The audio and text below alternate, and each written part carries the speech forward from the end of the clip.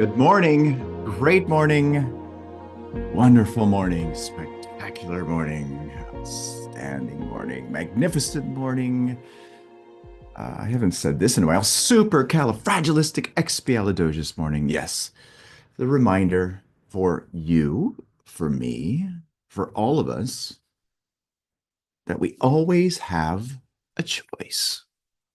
A choice to give meaning to everything. Remember, everything is fundamentally meaningless. Everything just is. Nothing is good or bad. It's our thinking that makes it so. I remember the first time that I heard that, I went, what was just said there? Oh my God. Everything is fundamentally meaningless? That's crazy. Then I started to dive into it and go, you know what? It's true. Everything just is. And I get to give meaning to what that person says, what's been done, what's happening in my life, what I've said, what I've done, all of it. And what's really cool is once I started intentionally doing that, I started to notice that I was shifting the feeling that I was having. I said, wow, my God, this is so cool.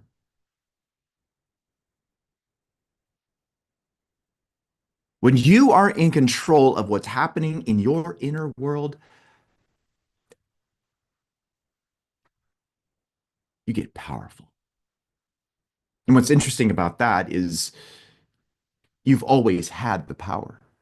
I've always had the power. We've always had the power.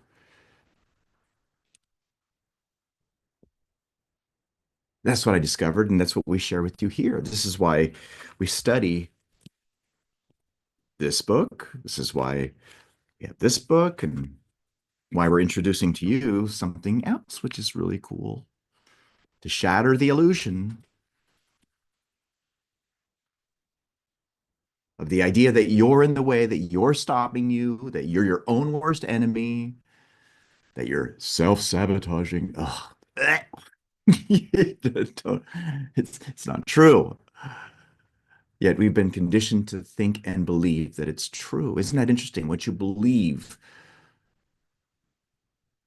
is what determines what you're attracted to, what's attracted to you, what's repelled by you, what you're repelled by.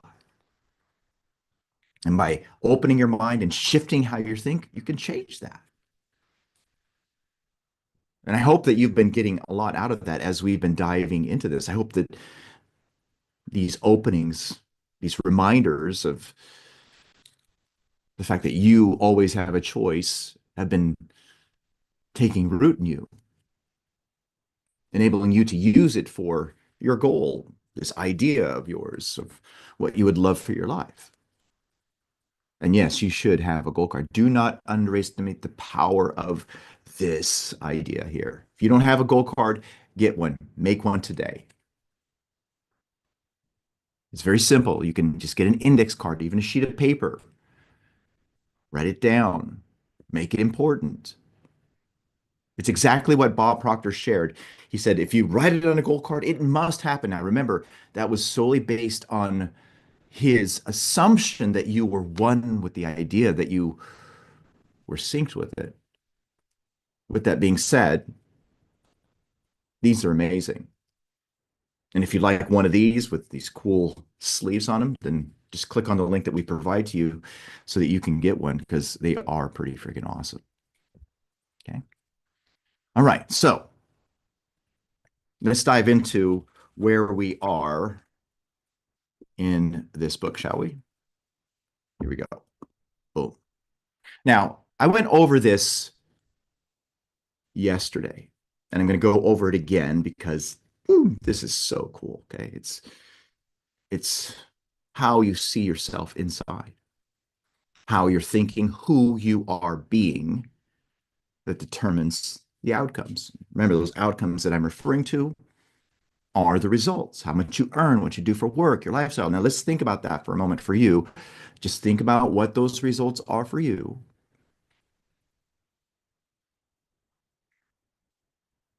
Do you like them? Or would you like them to improve?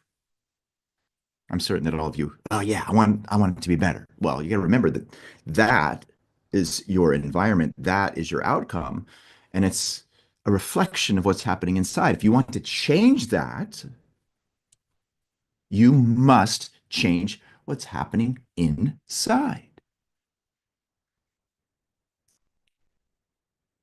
And what does James Allen say? And as a man thinketh, man is mind. You are mind. And evermore he takes the tool of thought. Now, isn't this interesting? James Allen refers to thought as a tool. Pretty cool.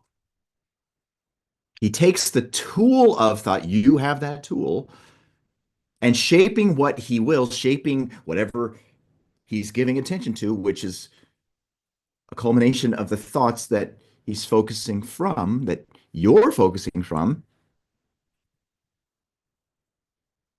bring forth 1,000 joys, 1,000 ills, meaning those emotional states of joy and ill, they come because of how the individual thinks. He thinks in secret, it comes to pass. Environment is but his looking glass. Your environment is but your looking glass.